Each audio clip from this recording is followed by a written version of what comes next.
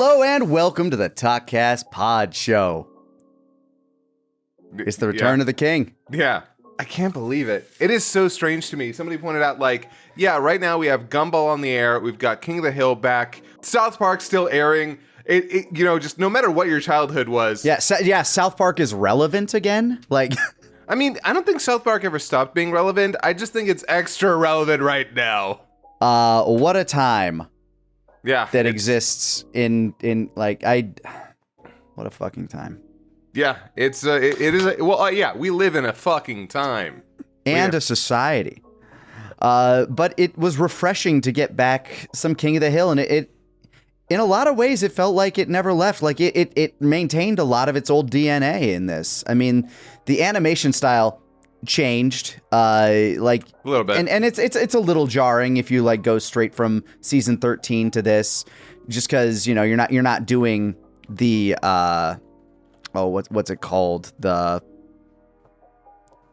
what is that style of animation the one we're currently using? It's called puppet animation. Well, this is puppet animation, but the old style. That's the traditional 2D animation, I guess. Yeah, it has a name. I just can't think of it off the top of my head. Either way, little different there, and obviously there was a bunch of recasting. There was so some of it very necessary. Some of it I was like, interesting that they did that. Really? Cons caught me off guard. Look, good. I'm glad. Ronnie Chang is so good in that role. I understand why, but hearing his voice, I'm just like, ooh, that's very different. It only feels a little different because he's not doing it so over the top. But honestly, I barely even noticed. By the time Khan really had, and he's only in one episode. Yeah, by the time he really had any speaking role, it took me a minute to realize, oh wow, that's not the original actor. It wasn't so immediately apparent to me. And really, one of the only reasons I noticed it was because the acting wasn't so over the top. But then I realized, wait, that's Ronnie Chang, because I recently just watched a really, really good show called Interior Chinatown, where he's not the main character, but he's a recurring character, and he's so good. Yeah, Mike Judge not missing a beat as Hank Hill and Boomhauer. Unfortunately, we did lose Johnny Hardwick as Dale Gribble.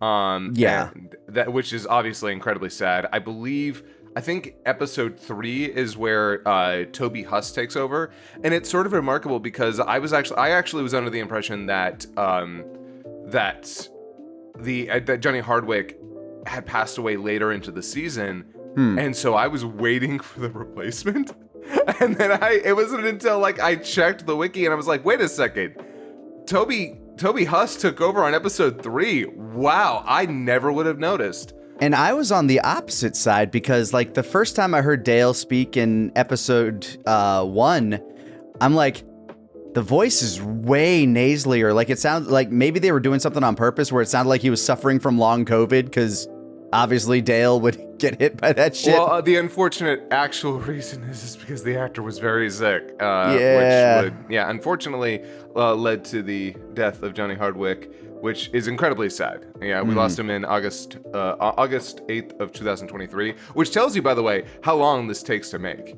Oh, yeah. We were talking a little earlier how a lot of the episodes were being produced while the writer's strike was going on, so they didn't have access to all of the information when they were boarding. By the way, Kelly Turnbull, a friend of the team, fantastic artist, spectacular lady all around.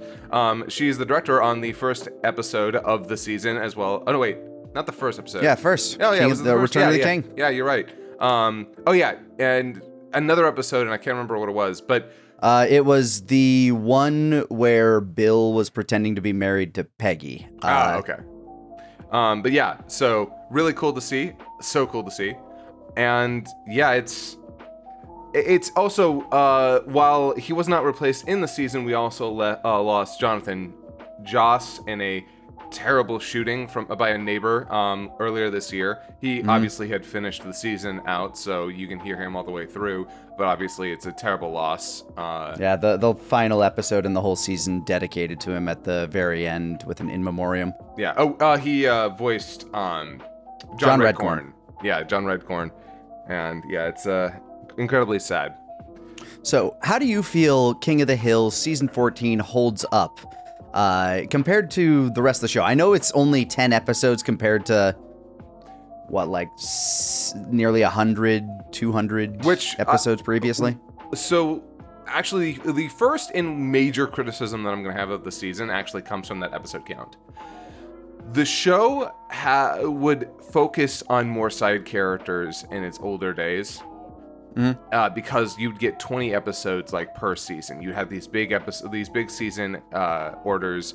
So here, though, we only had 10 episodes to reintroduce ourselves to the characters and their lives, which is good. I like all of these episodes. I think every episode is in one way or another pretty damn good. But it is a little bit sad that it feels like they've introduced some characters and concepts that don't really get any time. We have a new character, Brian Robertson, voiced by Keith David. He was the guy that took over for the Hills. He was Hank and Peggy's tenant while they were gone. Basically they left the house to him. He took care of it, and he only shows up 2 or 3 times. It's kind of crazy, actually, considering he's very prominent in the intro. Yeah, and it's hey, I want to know more about this dude. Not only is he voiced by Keith David, but he took over the Hills house while they were gone. What's his story? Who is this guy? I want to know. And it just feels like we never really got that because we had to focus on the Hills and one episode kind of dedicated to other characters. We got one for Dale, we got one for Boomhauer, we got one for Bill, which, I'm sorry, that Bill episode is remarkably funny. And it's just, there was a part of me that was just a little disappointed by the lack of variety that we ultimately got this season, knowing, this is the season. God knows if it's going to get more. It's probably going to get more. And it's doing remarkably well as far as I'm aware. Yeah, I wouldn't be surprised. It's not only is it a follow-up, a very highly anticipated follow-up to a now beloved series. It feels like King of the Hill had its audience at the time, but I think after that, after the children of that original audience grew up, they've come to appreciate it in a whole new light. It's one of those shows that seems like it's aged like wine. Again, as a kid, I think I've mentioned this before when we've talked about King of the Hill. King of the Hill was that show that I sat through waiting for The Simpsons or Futurama. Yeah. On Fox's Sunday night lineup. It's okay, gotta wait. Then I get to watch the stuff that I think funny. But then as you get older and you start to appreciate Mike Judge's sensibility, you finally watch Office Space and you comprehend, and that's oh, okay. And then you start watching his series. Fucking phenomenal. Yeah. Like I said, all of his stuff definitely feels like the kind of material that if you're a kid or teenager most of its nuance just goes way over your head. As adults, I still don't like Idiocracy. I actually think it is a toxic film with pro-eugenics and a kind of upfront. Not a fan of Idiocracy. But a lot of Mike Judge's other work, including King of the Hill, I've come around on and I really like. Not that I can say it's perfect, it's still got a lot of its own neoliberal value stuff that I'm here or there on. But still generally good stuff. And this season, same. I really liked it. You say neoliberal, and I can kind of agree with that because Hank has always been that prototypical moderate conservative man. And he approaches the world through the lens of, the traditional American values. He sees the 1950s as perfect. We need to get back to that. Yeah. In terms of the sensibilities, a time when men were men kind of thing. Yeah. Which is actually one of the reasons I really liked the alpha male episode with Good Hank. Oh, yeah. Yeah, watching Hank kind of, and it was kind of a soft deconstruction of that whole manosphere thing, but almost frustratingly soft, but it's okay. You know what? But it did it in the way that made sense for Hank. Yeah. Where it's like, I bet if you go around this circle, you're like, I can tell you why I'm a good man, and it's because I'm probably the only man in this circle that's still married. Like, yeah, and you know what? It is really nice to see Hank, of all people, go out there and be like, look, he's not going to say misogyny, but he knows what this is. He can recognize that, wait, you're blaming women for your problems? That's the least manly thing you can fucking do! You take responsibility for your problems. That's Hank's, like, you take responsibility. Yeah, and I fucking, oh my God. It's why, look, I obviously would not love hanging out with Hank Hill, but damn it, it's good to see that the core good values about him are still sticking true, and it's some good shit. It's good shit. Yeah, it screams to me like a good version of, like, have you ever, like, seen some of those, like, clips of, like, those weird, like, neocon comedies? There's this thing that went around Twitter for a while called, like, God, The New Norm. The New Norm. Yes. This is like, this is the New Norm wanted to be the modern King of the Hill without understanding at all what King of the Hill was about. Yeah. Yeah. Like, just kind of like looking at like progressive ideals and, people that are different as, like, the gag. Whereas King of the Hill can do that with some nuance and, like, kind of look at it and point at what society can see as weird about something, but still accepting it for what it is. Yeah, because King of the Hill's entire premise is we all have our own idiosyncrasies, we all have our own quirks, we all have our own ideals, and some of those are toxic, and some of them are just weird. And being able to separate the weird from the toxic is really important. King of the Hill is a series, again, that centers the idea of we have to meet each other halfway, we have to understand each other better, and it's very easy to not understand each other, to just kind of jump to conclusions, because we all have our own upbringings and our own code of ethics. And so here, it's just really nice to see the show explore that. And there are a few things though I will say in this season that kind of bothered me in terms of how it represented certain issues, but they're kind of personal, and ultimately I still think the show is a net a good all over. In fact, it's hard for me to say there was anything in the season that was just bad. Yeah, no, I got, like, solid laughs throughout the season that I was watching. And just speaking of the idea of them kind of tackling, the new ideology versus, like, the old ideology. The second episode that Kelly directed, actually, Peggy's Fade Out, I think it was called. The one where, we meet Bill's other friends and he's been lying the whole time. The B plot of that one is Bobby learning about consensual non-monogamy. Oh, was that episode? Yeah, it's the one. It's the one where he met Willow. Yeah. So unfortunately, that is one of the parts of the season that's rocky for me. It's not bad. I'm not like, oh man, I hate this. But I'm a little bit frustrated that the series decided to tackle something like non-monogamy and not present any positives for it. It felt like the entire representation of ethical non-monogamy was it being something that is ultimately inherently flawed.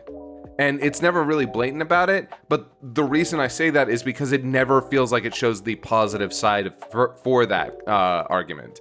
And that frustrates me. I think Connie makes the argument for it, where it's just like, it's just two people that agree to stuff, but you still have the character on the side that's going to, like, crack the joke about it. It's like, yeah, no, and you want to get some side dick. Yeah, but except we see that it doesn't benefit her at all. At the end of the day, there is no benefit. She still has a bad relationship with, was it Chang? Yeah, Chang Wasana-san. Chang Wasana-san. They have a bad relationship. And the first character that has a negative thing to say about it says, oh, this is just for side dick.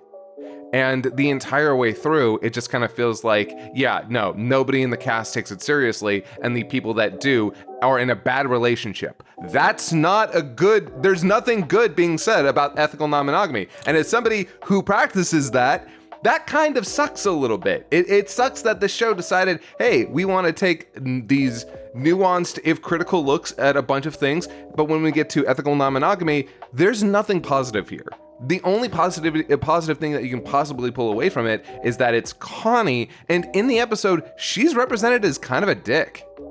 Well, she's also like 21 years old at this point and still trying to figure out her own shit. And clearly she doesn't have the deepest of feelings for Chain in general. Yeah. This is a situation where her parents have been like pushing them together forever. So I think this is like, on one hand, yeah, maybe it's not a great representation of consensual non-monogamy, but on the other hand, maybe it's also just the idea that she doesn't want that relationship in general. And hey, but that's fine, but say it.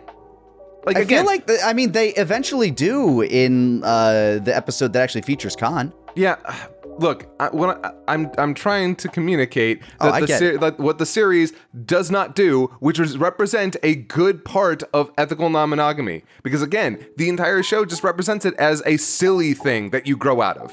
Because ultimately, she's probably going to end up with Bobby, which I really hope she does. At this point, it's like, okay, don't build this up if you're not going to follow through. Especially with where the season ends. I thought that was like really cute. And like the message that she sent to him but went to like the wrong place. Oh my God. What a cute note. You're not ethical non-monogamy material because you're husband material. That's so cute. Yeah, you're not E&M material. And I was like, fuck. Okay, yeah, that's cute as fuck. Yeah. And I like that. And again, I want to get it clear, just because I took issue with that one particular topic that they brought up. That was kind of like the biggest issue that I had with most of the topics that they brought up. There might be other ones that I'm a little less familiar with and maybe I should be more upset about, but that was kind of the only one. Otherwise, I was having a blast with the season. Now, they were taking direct shots at you, personally. You know this as a fact. Do you have a favorite joke of the season? Like something that like you like stands out? Because I have one that like just hit me like a brick. Unfortunately, one of my favorite jokes of the season was spoiled in a trailer, and it's Peggy's. I've been told many times in my life that I am a 5. That's a good one. It's so honestly. My relationship with Peggy Hill is love-hate. When she's good, she was actually good this season. I liked her this season. I will say she's bringing out all of her best stuff in this season. And the worst stuff about Peggy Hill is still there, but it's either less often or a little toned down. Mm-hmm. But yeah, no, like she's got some really solid shit this season. My biggest laugh came from one of Bill's first lines. When you discover that he's been like shut in since COVID, just kind of like hang out in his room waiting for everything to be delivered. And Hank finally like walks up and is like, "What have you been doing, Bill?" "Oh, I just been sitting here. You know, everything can be delivered to you. I finished Netflix. Do you know that when you finish Netflix, they give you what's called a wellness check?" Yeah. That hit me so I fucking died laughing at that joke. Actually, yes, I actually laughed at that joke, and I don't like. You know how hard it is to laugh when you're alone in a room. Yeah, that one actually got a laugh out of me. That got me. Yeah, that got me hard. I was like, "Fuck, okay, no, they're on. They're hitting this." Yes. It was a little funny though, because it feels like they're having their cake and eating it too a little bit with Bill. Like, oh, he's bedridden, he's gotten so big and out of like, but no, all it took to get him out of the bed. He immediately gets better once Hank's back in town. Yeah, it's a little bit like, oh, okay, so you didn't really commit to this whole bit with this. It's fine, it's whatever. Like, it's a cartoon. It's fine.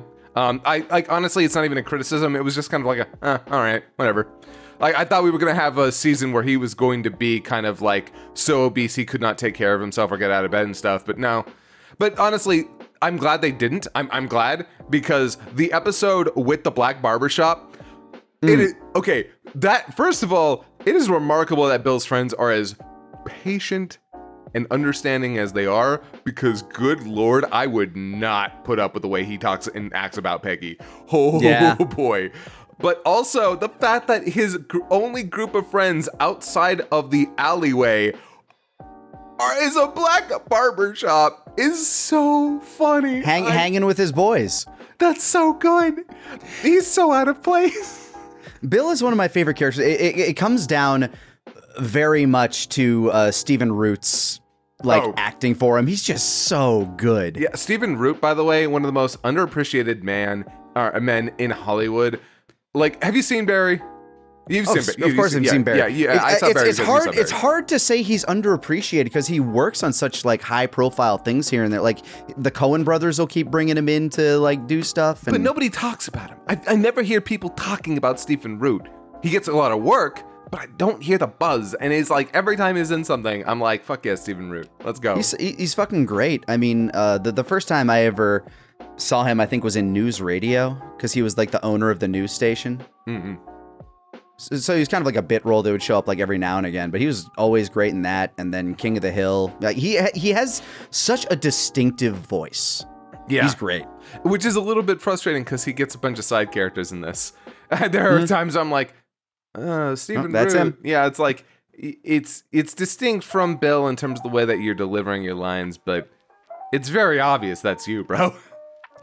And honestly, I wasn't really distracted by God, I'm gonna butcher the name probably. Pamela Adlon, I think. Adlon. It's either Adlon or Adlon. I don't know. Yeah, is still playing Bobby Hill. Killing I'm it. Killing it. You think it's gonna be one of those adult Naruto things where it's maybe they should have No, fucking great. So I remember hearing that Pam Adlon was going to continue to play Bobby, and there was that part of me that also was like, okay, look, Junko Takeuchi somehow kills it as adult Naruto. But also, her voice lent itself to just kind of making it a little bit deeper. I can't say the same thing about Melly Flanagan in the dub. I'm sorry, it should have been a different actor. I know Melly Flanagan. I love you. You're wonderful as Kid Naruto. I just can't take you as adult Naruto. I don't think I've ever seen dubbed Shippuden. Either way, neither here nor there. But Pam Adlon, insane. The way that she delivers Bobby, just the small change in the voice. I'm glad that she didn't decide, I need to go gruffer. I need to be huskier or something. Yeah, she does kind of she does bring it down to her diaphragm a little bit more when she talks. Yeah. But it's not like she's trying to go deep. She's just kind of yeah, I'm grown up and now I'm playing Bobby a little closer to here. And I'm like, damn. That works. It took a lot of the mask out of the voice, so it's no longer dad. It's more like dad. Yeah. Going from dad to dad. Dad to dad. From dad to daddy, because Bobby pulls. Actually, yes. And I get it. Look, I hate to say this, but Bobby's kind of my guy. I would date Bobby Hill in a heartbeat. He's so hot and cute. In the first episode where he's just being really charming with that party, he ends up hooking up with that college girl. Go Bobby. And then he finds the baddie in Willow, while that relationship isn't probably doomed to fail eventually. Dude's got charm. Yeah. Willow's an interesting character, by the way. I liked her, honestly. Yeah, she's fascinating. I like how she's multifaceted. She's definitely the show's representation of a far left woman, but she kicks ass. And while she's maybe a little unhinged, I do like her. I'm glad that they didn't just lean on one damn joke the entire way through. Yeah, back to your point of kind of wishing there were more episodes. If we could have gotten 2 or 3 more where they still kind of had a relationship, because it felt they got into a relationship and they almost immediately had to exit it. Because they needed to rush to where they wanted to go with Bobby. Yeah, I'll say this. I didn't need more, if only just because, and I hate to say this, I guess maybe the series could have done more to make me think that they could be a real relationship. But from the moment it started, it just kind of felt, this feels doomed. It felt doomed from the outset. Yes, but it also felt like they had a unique chemistry that I kind of wanted to explore a bit more. Mm-hmm.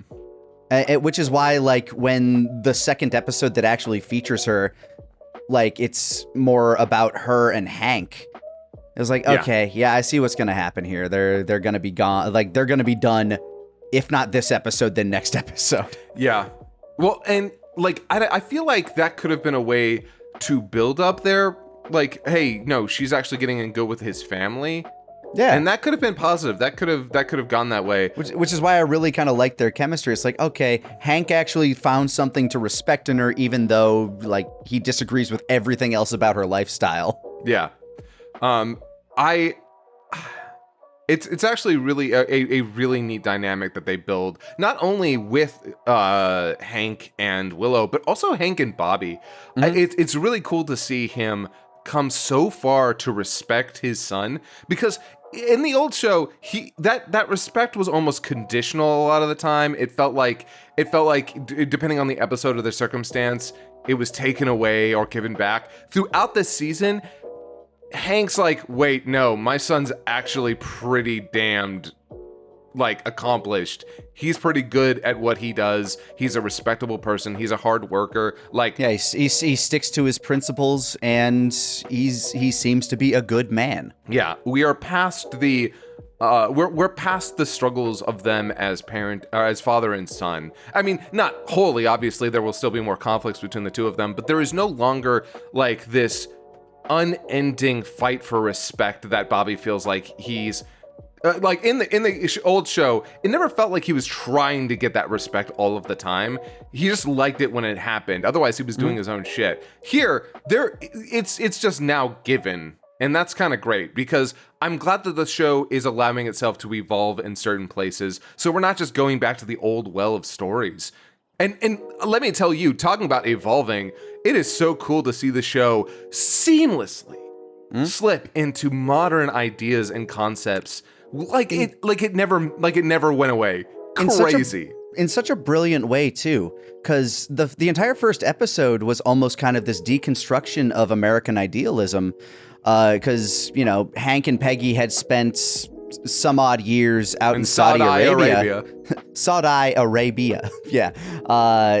And like, working in this town that looked like, 1950s Americana, because in a very wealthy, developing nation, they're very prosperous there. And then they come back to, Dallas, Fort Worth, Texas, and everything, like, not only has society kind of like moved in a certain direction, but nothing feels, like it's a gilded age or anything anymore. No. Like you're walking through the streets, like everything's a little more expensive. There are some people that are just significantly shittier. Everything's a bit more divisive. Nothing kind of like highlighted it more than them getting to the Dallas airport, an airport I've been to countless times, only for him to look around and realize, what the hell happened to this place? It looks like there's a Bob's here. Wait, what's a boba? Yeah, it's the Dallas airport looks like a fucking mall now. It's just a mall where you can get on a plane. Especially the terminal they would have flown into, the international one. Yep. I think it's Terminal D.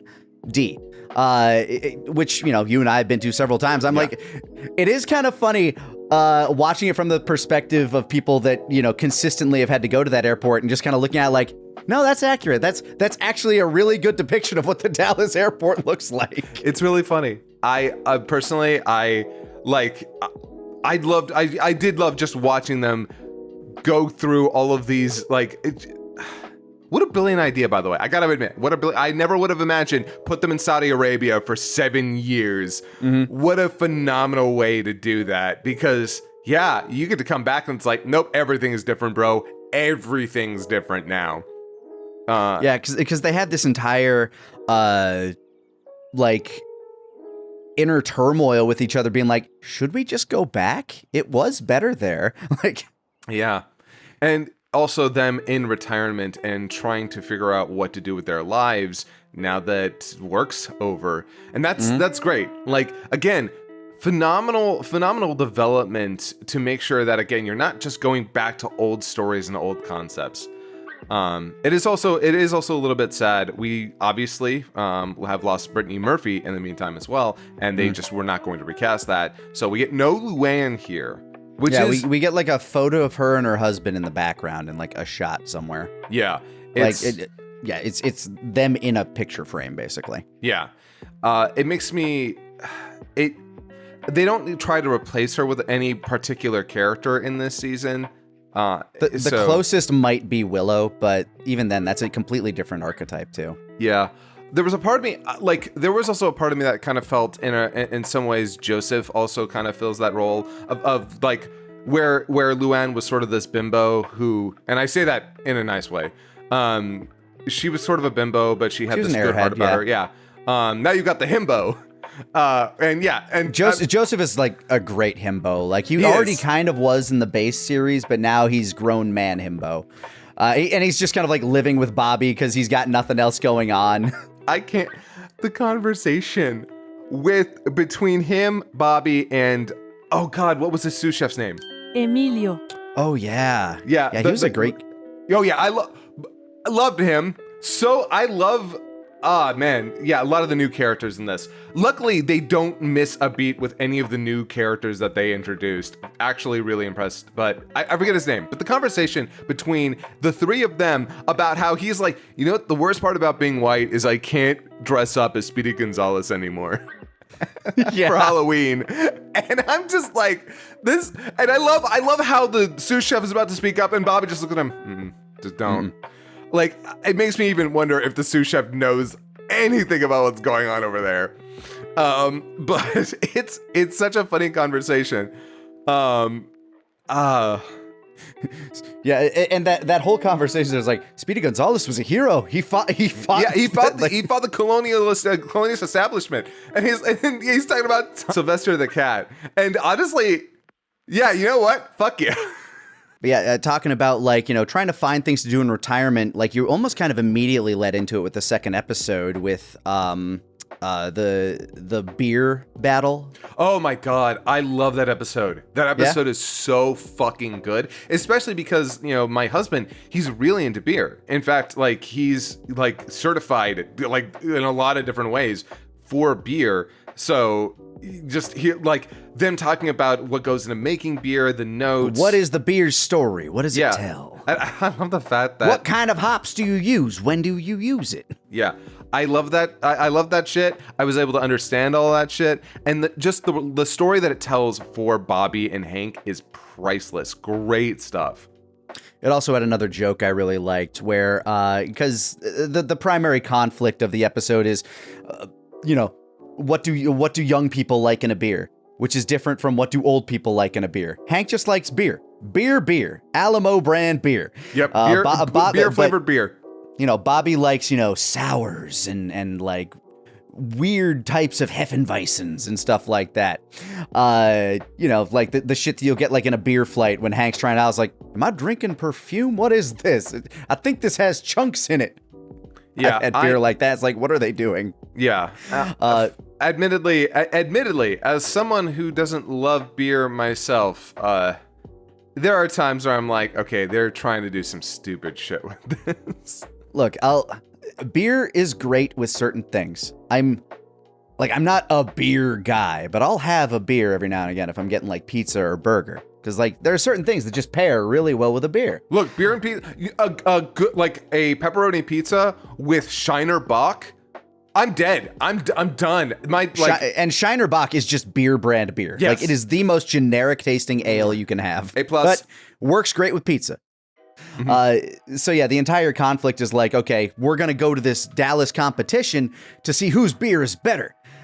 Which kind of gives to a B plot of Dale and Joseph trying to find compromat on the judges. Oh, yeah. Which I thought was hysterical. And it led to one of my favorite jokes of that episode, which is, you know, both of the judges, like I guess they have blackmail on them somehow, some way. It doesn't really play into the conclusion very much. But then a couple of cops show up, and Joseph and Dale are like, "Split, run!" And they both just like flee. And then the cops approach a bunch of cops who have entered their own cop beer into the things. Like, "Oh, hey, how's it going, man?" Yeah, no, again, really, yeah, great joke. It's the whole season. Just at least every episode has at least one bit that really, really got me. Yeah. Which is refreshing. Not every show can do that. Yeah. It astounds me how it just doesn't feel like it's missed a beat. Yeah, and I don't know how involved Mike Judge was in every episode. I'm pretty sure he's only given a writing credit on the first one. Yeah. So I definitely think that he had input on as the creator of the show, he probably had a lot of input throughout the season, but the fact that he doesn't have a writer, like only has a writer's credit on one, that is very interesting to me. I really want to, like, maybe one of these days I can ask Kelly, hey, so how involved was he? Yeah.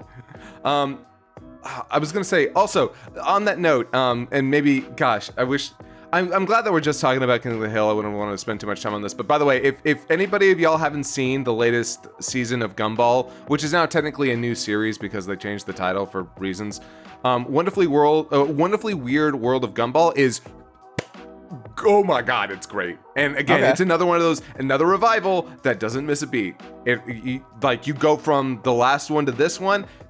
Other than the fact that they replace all the actors, which they already, they replace. They've done that consistently throughout, haven't they? Yeah, well, okay, they replace the 3 actors, the kids. They always replace the kids.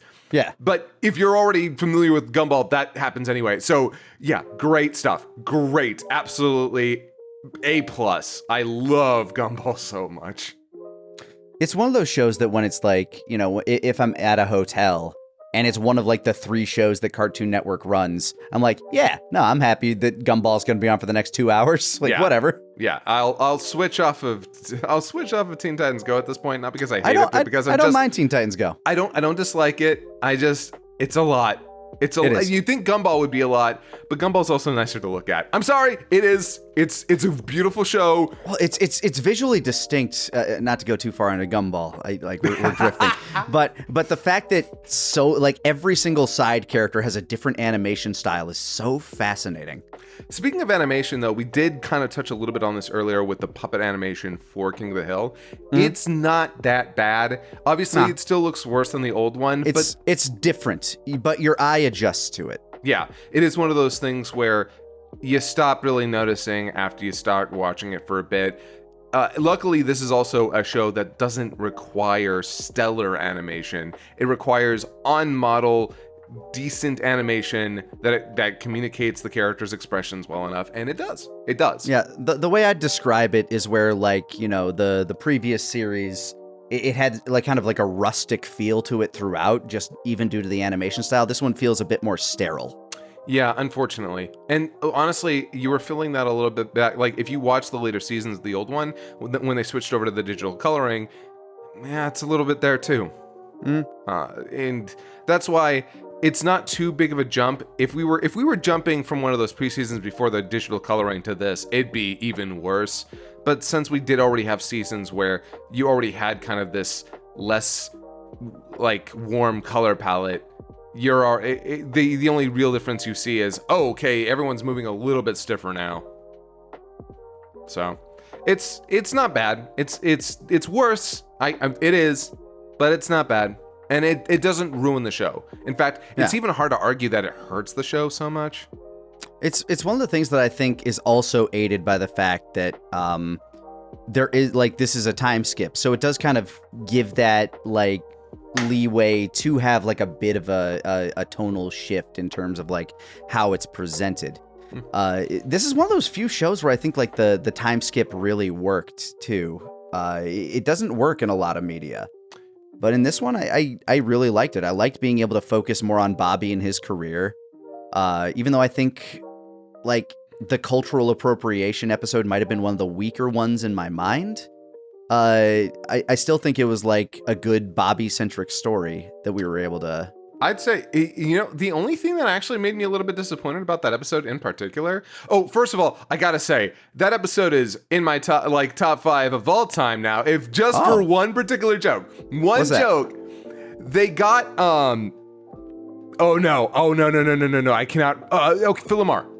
They got Phil Lamar as the black Japanese guy. That's good. Which, in case anybody didn't get this joke, he played Samurai Jack. Mm-hmm. And there's a conversation about the fact that they got a black guy to play a Japanese guy, and then there was a whole conversation when Black Lives Matter, and then appropriate voice actors for who and all that conversation. But the fact that they're no, hold on, we're gonna get him back. He was raised in Japan. Yeah, we're gonna get Phil Lamar back to play a Japanese guy. But this time he's a black guy who lived in Japan. And I'm he was raised in Japan by Japanese parents. The layers of these jokes. It's so good. And the moment I heard it, I'm like, wait, where? Because we only hear him over the phone, and I know Phil Lamar's voice when I hear it. Yeah. So I'm like, okay, where are we going with this, guys? Because are you making a joke directly to Samurai Jack? And the moment we see him and we hear his story, I'm like, this is so much better. This is so much better. But yeah, I'd say the only thing about that episode that I didn't like actually was the ending. Just because it's like, wait a second, so you're hyping up this food for us, and then you give us basically sausage on a stick. Like, it was custom sausage. I know. And it was grilled in the Robata style. I know. It's just I feel like you could have given us something a little more creative than that. What about the sauerkraut ice cream, Kaiser? I want to know what that's like, honestly, genuinely, because I love give me things with odd flavors. Because sweet and sour mixed together very well. So I was just at 85C yesterday, which, by the way, that's an Asian bakery that you can find at a lot of places in the country now. 85C sells these things called pork jun buns. I think that's what they're called. Pork jun moon. Basically, they're these sweet buns, and you can get the almond one, which is full of cream topped with almonds. Or you can get the pork one, which is full of cream and topped with shredded pork. And I've tried it. It's delicious. Yeah? It's so good. I was showing Quinn that yesterday, and Quinn was a little confused. I'm like, trust me, it's good. I mean, I'm not gonna order it often, but it works. Sweet, salty, savory. Yeah. So I want to try that ice cream. It's the same principle as like maple syrup on a bacon. Yeah. Sweet, savory, salty. Actually, yeah, it's the exact same. So I want to know what that sauerkraut ice cream is like. In fact, man, hold on, sauerkraut ice cream. I mean, it was sauerkraut on ice cream, is what it looked like. Oh my god, it's a thing. Yeah, why wouldn't it be? That's so weird, dude. Pickle flavor is taking over everywhere right now. So people like that sour with sweet, maybe a little spicy. If you put pickles in my ice cream, and I'll put you in a shallow grave. You don't like pickles, huh? This might be known throughout the team now, but I think the thing is, I just hate pickles on food. Like, I can eat a pickle all on its own for the most part. I mean, sauerkraut is just pickled cabbage, basically. Yeah, I can't deal with other pickled, like pickled ginger. Fuck yeah.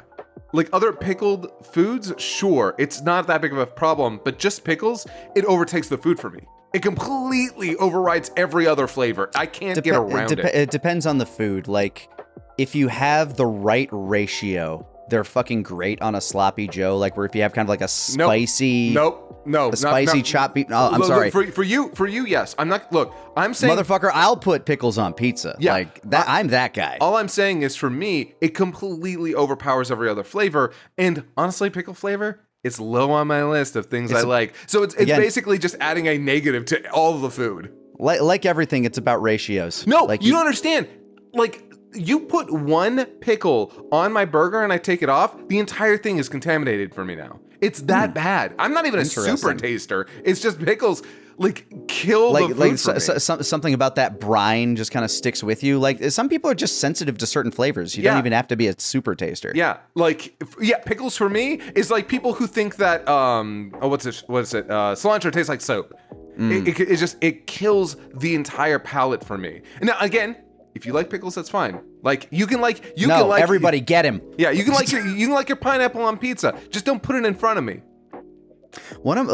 I said I'd put pickles on pizza, and somebody's probably gonna go off on that. But actually, the funny thing is, when Alamo Drafthouse will do a custom menu for a lot of movies, and when the Teenage Mutant Ninja Turtles was coming out, they had a pizza there that had pickles on it, and I'm like, you know what? I like pineapple.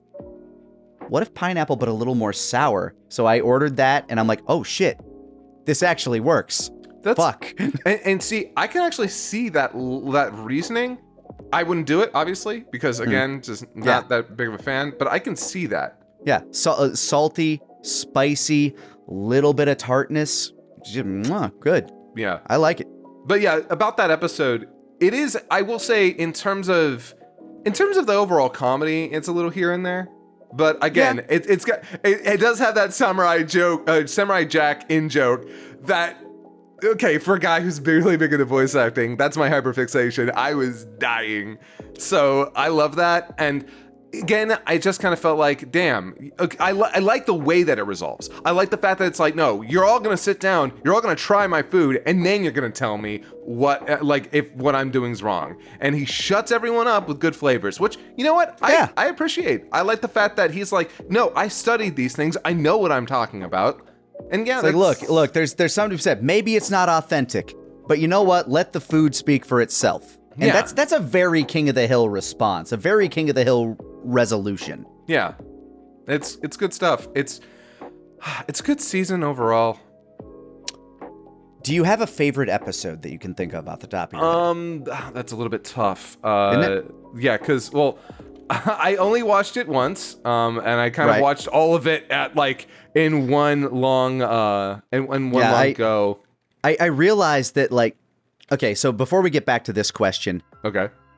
You and I were talking, like, a little bit earlier, like, when we were talking about, like, sitting down and watching this. Like, when we initially talked about it on the Talkcast that we brought this up, it's like, oh, yeah, we can do, like, a week-to-week thing when it comes out. It's like, oh, shit, they're dropping it all at once? Sitcoms are not good as a binge. No, I'm really frustrated that this didn't come out week to week. This should have. This absolutely should have. Not just because it would have been better coming out week to week in terms of being able to, like, enjoy it, but also just because, god damn it, have you all not learned that if you put everything all up all at once, nobody talks about your fucking show? They'll be like, hey, the show was this, not this episode was this. Wonder what's gonna happen this episode. Hey, let's talk about last week's episode. Y'all are losing. Yeah. What is fucking wrong with you? Stop. A lot of the A plots and B plots kind of blend together. Like, there are some things that I like binging, but not episode of the week kind of content, which King of the Hill very much is. I can't binge things that are, like, you know, self-contained. I can binge an ongoing plot, like a long movie. But King of the Hill are each individual separate plots that feel like they're better, you know, separated by a little bit of time, which is why I watch these in, like, 2 to 3 episode bursts when I'm, like, making dinner and eating dinner kind of thing. Yeah, I can see that. For me, it was really just a matter of, shit, I have to review this at the end of the week, so that means I need to get this done. Which, yeah, I wish, there's a part of me that's just sad. I would have loved to have done episode by episode, because then we could have talked more about every little detail. Every single one of these could have been 40 minutes. Now we have to do like an hour talking about it, and obviously we're not going to be able to cover everything. How dare Hulu rob us of content? I mean, they're robbing themselves of people talking about their show. It's true. Again, they gotta stop. They have to stop it. Like, I agree with you though. There are some shows which, thank God, I don't have to wait week to week for. Like, God knows, Umbrella Academy. Nah, I'd like to watch this all. This is basically one long. Yeah, this is one long movie. Don't make me wait. And especially as the seasons went on, where it's like at first there was some novelty to it, but then it's just like, okay, how does this end? Yeah. So but with stuff like this, I would have happily gone week to week, no questions. Mm-hmm. Yeah. I wish they had done that. Like the release model for this, you know, while I'm very happy it exists, and if this was the only way it was going to exist, same, fine. But I don't see what would stop them from doing like a you know, week to week thing, because Disney had this model where I think for Ironheart they released it in 3 episode batches. Yeah, I haven't seen Ironheart. I've heard some mixed things. It's pretty all right. I liked the villain. I liked what they did with the hood. Look, honestly, if I could talk like if I could think like any of these executives, I'd put a bullet in my head. Manifesting reality. No. But yeah, going back to it, did you have any episode that did stand out for you? So I do. Okay, I think funny enough, while Peggy is still kind of my least favorite overall character, the one with the bed with the like mites in the books, I really liked that episode overall. I then that was also like just I don't know. That was a really fun one. That was also the Cowboys Fantasy Camp. Okay, episode. that was the one. Okay, yeah. I was wondering if that was the same episode. Really solid episode overall. I like everybody's dynamic in that, and I like the fact that it ends in a book burning. But it's not like, oh, we're doing this because we're burning books because fuck books. It's yeah, they're all infected with mites, and this is kind of one of the only ways we know how to get rid of them. Which I don't know if that's true. But then like it had that meta commentary of like, you know, people being locked on social media, and it's just like Hicks in Texas burning books. Just yeah, and honestly, I loved that dynamic. That ending is so cynical but funny. I loved that. I also sorry, I'm looking at all the episodes. Oh wait, no, I think oh yeah, nope, that's it. I'm thinking, honestly, you know what my least favorite episode was, unfortunately, which sort of sucks because it has a plot that I originally really liked that gets thrown off by Dale's bullshit. Okay, I was gonna say why is the con episode the worst episode? But go ahead. New Ref in Town. Oh. Yeah, that started off pretty good. I did kind of dig on that. I didn't like where it went when Dale got involved, just because I'm like, oh god, right, I forgot. Dale can be a total fucking menace. And honestly, unfortunately, I hate to say this, I found Dale a lot funnier when he was less, like, when people like him were less of a problem. Yeah. But, and this, unfortunately, this show is showing why it was written years ago, and it's hitting a little different nowadays. A bit. Like, this show was not ready for a second Trump term. No.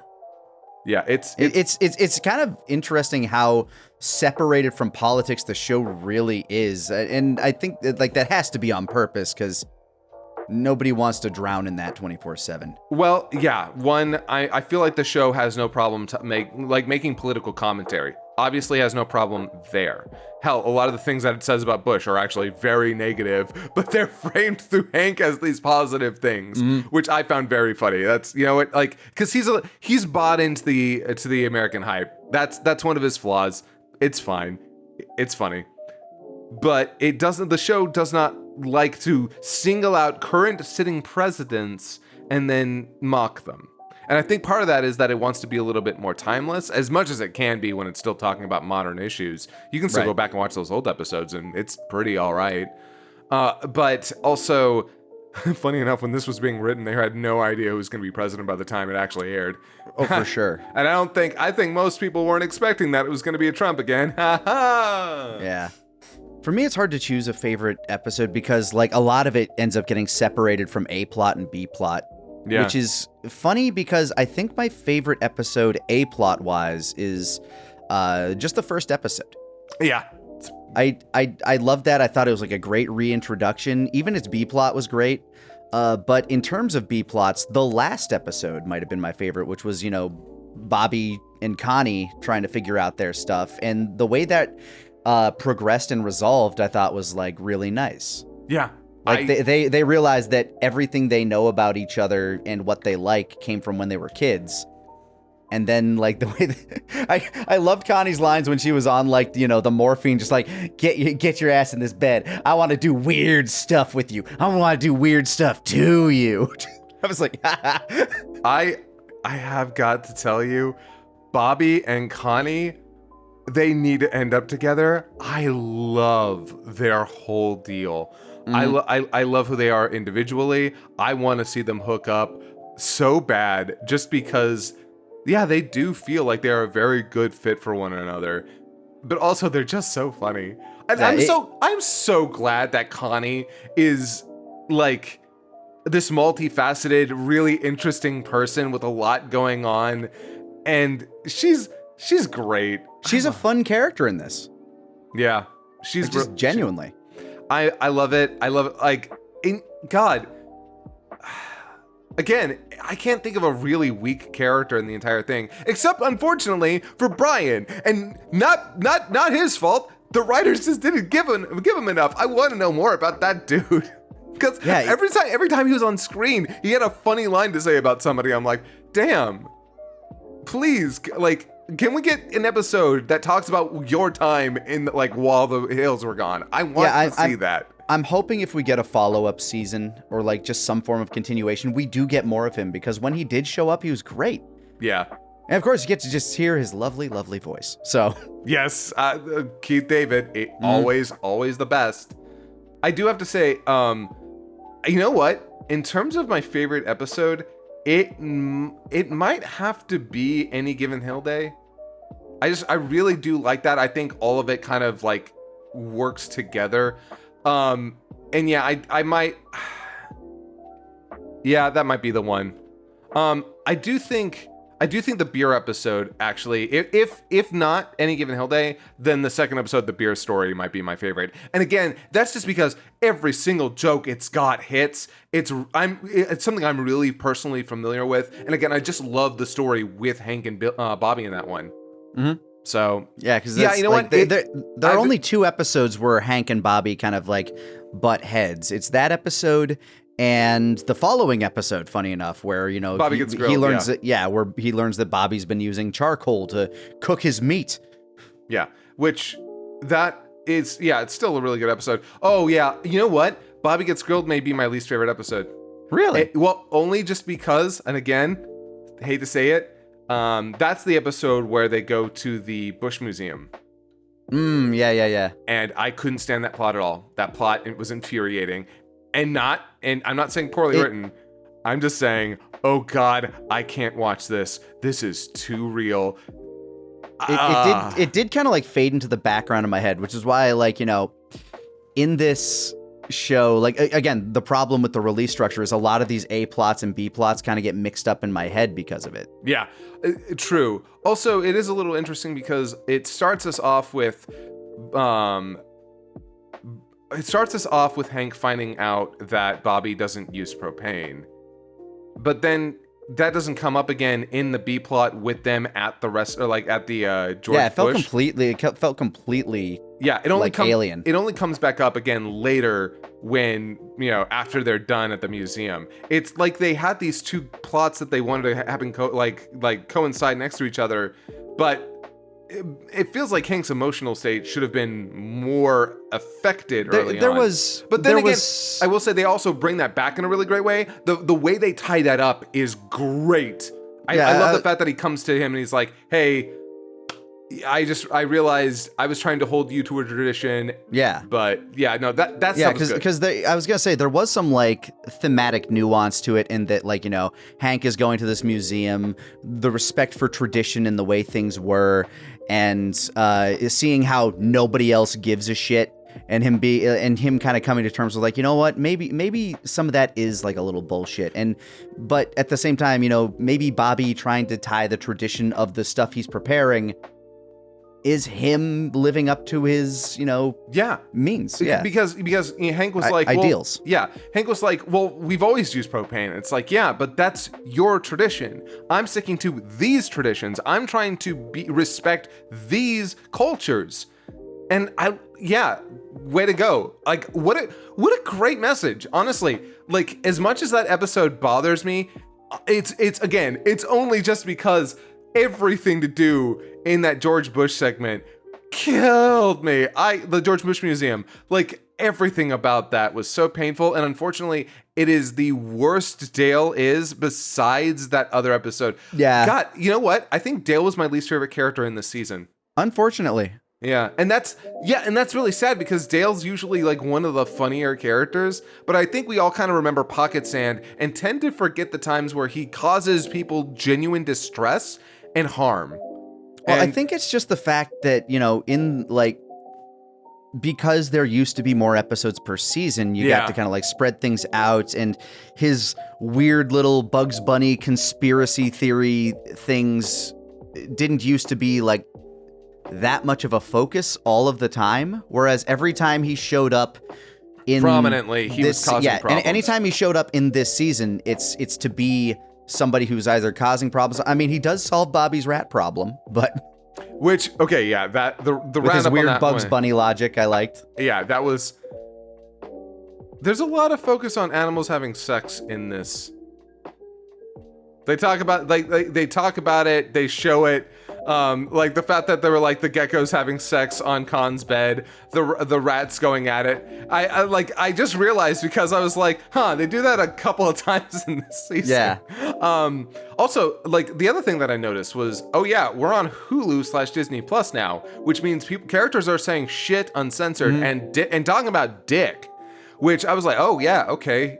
This is not something that they would have been able to get away with at all back in the original, Fox run. So that was interesting. That was neat. Yeah, because they don't have to worry about network television norms. Yeah, you can see the same thing actually in Gumball, where you thought you were like, if you ever seen like some of the adult jokes they did in Gumball back in the day, there's a couple in this latest season that made me a little uncomfortable.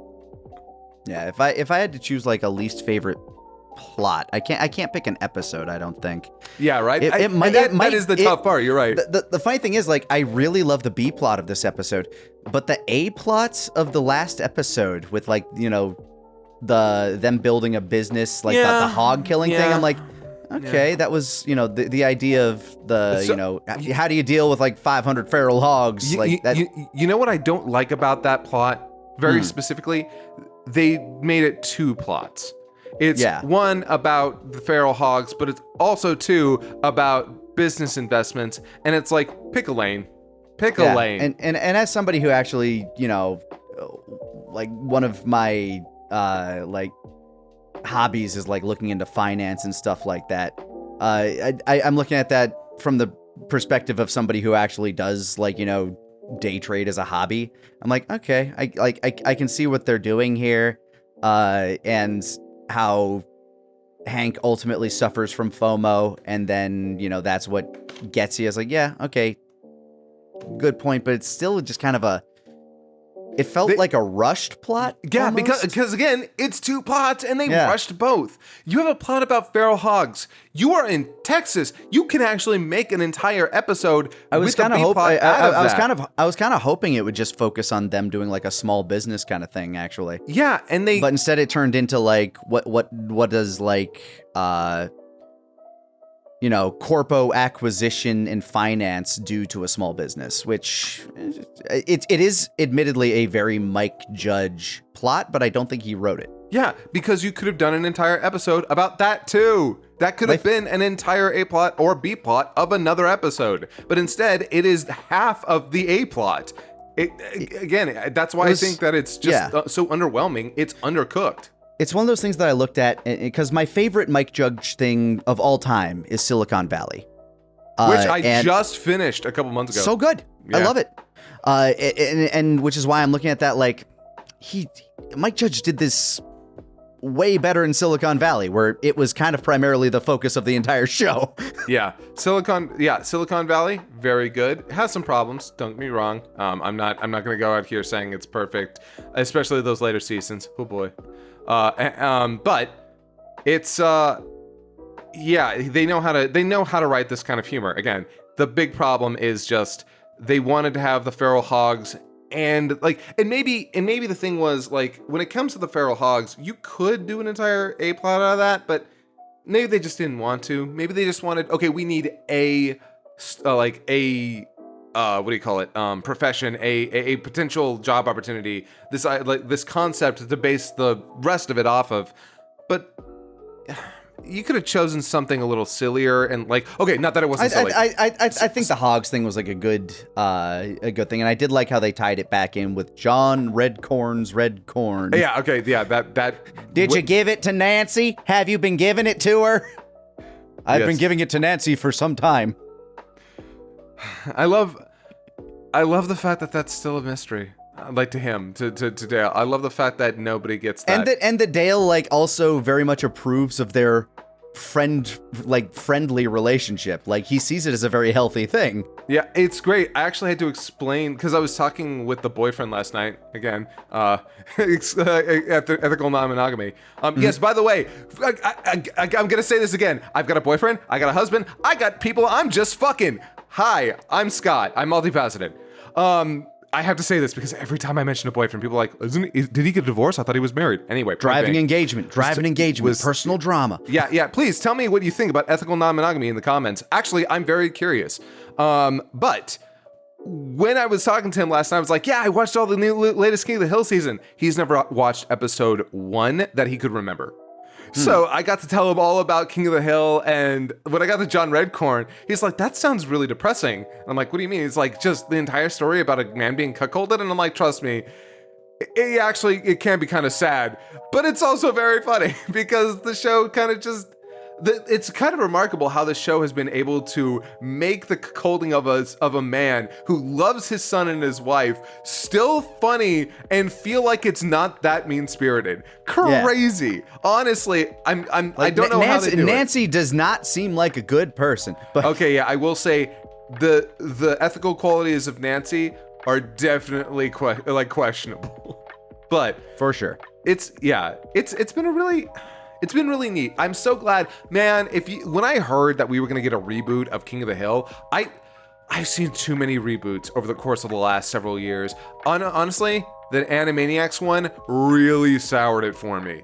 I thought it had a few good episodes, but it was between the really lackluster art. Because they completely dropped all the shading on the characters and went super flat with all the art. And just the fact that they could not stop being political for 5 minutes. Look, yeah, it's okay. I never watched the second season of it. Like, I saw the first season of the reboot, and then the second one came out, and I was like, whatever. I heard no good buzz about it. Like, and look, I'm not saying that the Animaniacs cannot or should not be political. Yes, there are plenty of clips online that you can find showing exactly that. I'm saying it was just the relentlessness of it. It was non-stop in that Hulu season. So I've been a little bit hesitant when it comes to these reboots lately. But damn, we've gotten 2 incredibly solid ones in a row. And I'm really hoping that we're going to get more. I hope we get more Gumball. I hope we get more King of the Hill. Man, and oh my God, the fact that you can just go, like, it's season 14. They don't do anything weird with it. It's not like King of the Hill. They don't, King of the Hill 2025. Yeah, exactly. No, it's just, nope, this is the new season. It's the next season. And it feels like it. You're right, though. And you're right. The time skip absolutely benefits it. It is a little bit weird. Not a criticism, just something you kind of got to account for. It's a sliding timeline. The 7 years is actually like 7 plus a bunch we're going to ignore when the original series took place. It was definitely not around the time frame that it would have to match what's happening current day in this show versus what was happening in that season. But it was the right move to move us to modern times, but also keep their ages just a little younger than they should be. Yeah, because Bobby went from being 12, 13, 14 to being 21. Which I'm going to, for me, if you are under the age of 30, I'm not interested. But damn, again, Bobby's just so cute. I love him. I love him so much. And I'm like, I was so happy to see him have that that pull. He's like, okay, he's got that that Southern funny boy charm. Yeah, let's be honest. Back when he was a kid, if you know what women like, you look at him and oh damn, if he can keep that confidence and that talent up by the time he hits adulthood, he's gonna go from being the awkward kid who, maybe a couple of girls are into an absolute magnet. And he did exactly that because he's confident, he's sweet, he's smart, and he respects women. Holy shit. Yeah, obviously that what a great representation of positive masculinity. It makes me genuinely sad that he wasn't in that Andrew Tate episode just because I would have loved to have seen his response.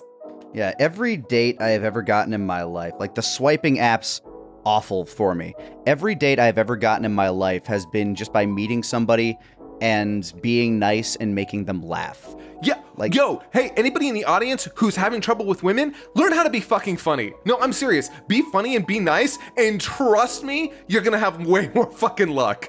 Because that's what most people are looking for. People who make us laugh and people who are nice to us? Shit. That's a quick way to get me, on board with whatever you want to do. Hold a door. If you see somebody struggling, offer to help them. The worst they can say is no. Treat staff with respect. Honestly, you should be doing that anyway. Fuck whether or not you're trying to get pussy. Treat the people at restaurants. Treat essential workers properly. Just do it. But especially around your date. Look, everybody's got their shit going on. It costs nothing to be kind, etc., etc. Yeah, man, damn. Like welcome to our new men's podcast. Yeah. Positive masculinity. Just yeah. No, and like that's a lot of what this show is about. It's just like kind of taking the toxicity away. Like that feels very core to what King of the Hill is. Like kind of trying to.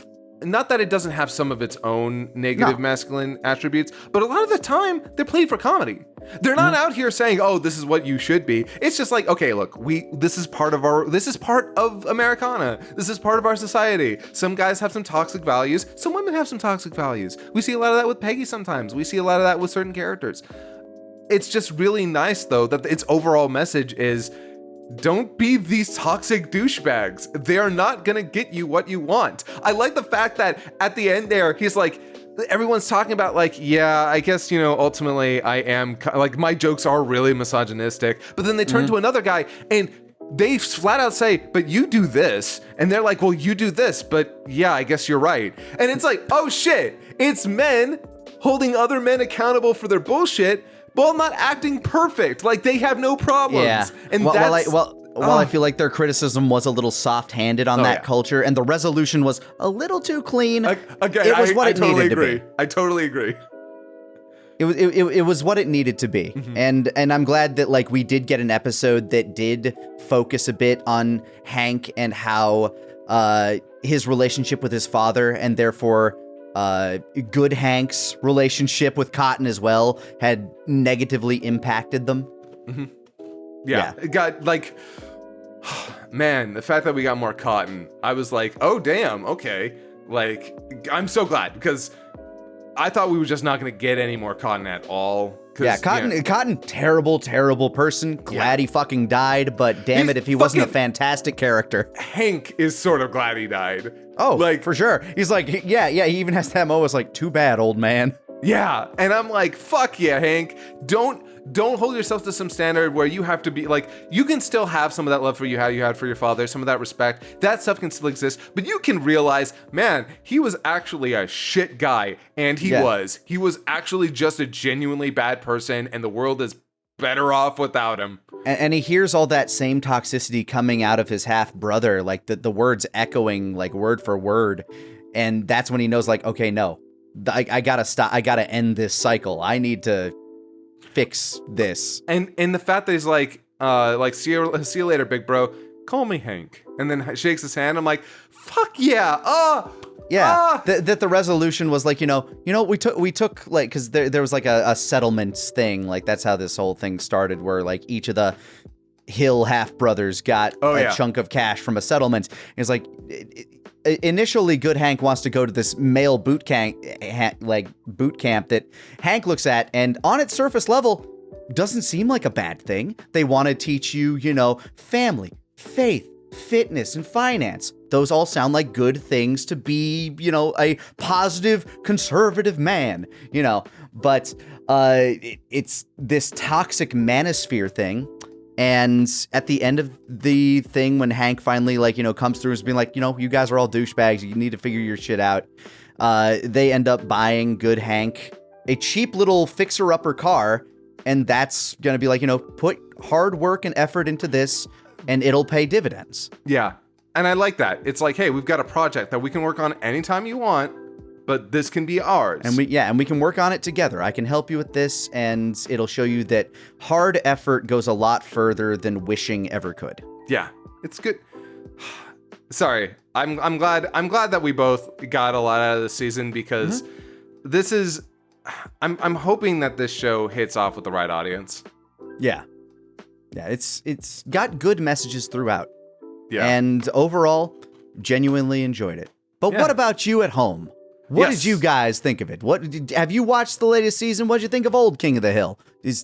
Was our breakdown nuanced and our critiques accurate? Let us know in the comments below. I don't know. What was your favorite joke? Yeah, I'd love to know people's take on a lot of the plots this season, because while it doesn't go too heavy-handed with a lot of its moralizing, it does have a lot of messages, and I'd love to hear people in the comments how you guys reacted to all of them.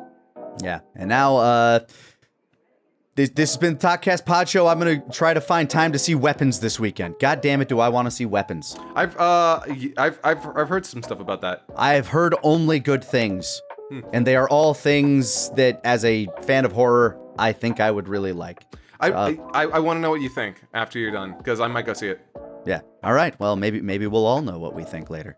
Awesome. Next time on the Talkcast Pod Show. Maybe. Bye. I don't know.